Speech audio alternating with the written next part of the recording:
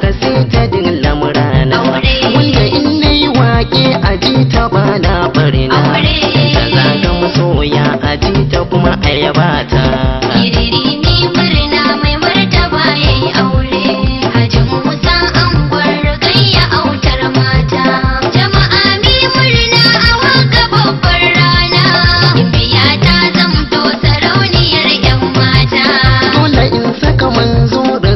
Angon nana wanda shi ne gatanmu ko dare ko rana, ya rasulillah dan amina gatan raina, wanda diyar ke da haƙin uwa dangina, yi babban dace a duniya da kiyama.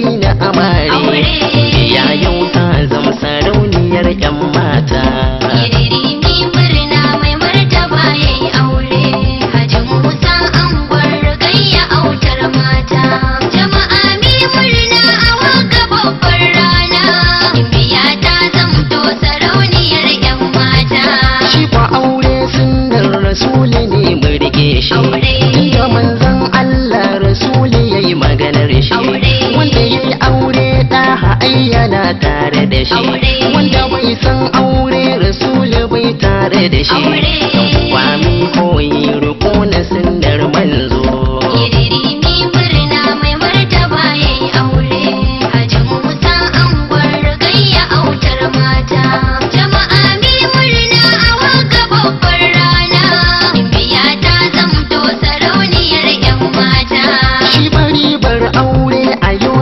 Soyayya ya rukayya gare shi ki zama mai tarbiyya, kuma ki zama mai kunya da ladabi da biyayya, ina yi bari kin ji karki yo jayayya, zama na aminci da so da kaunar juna.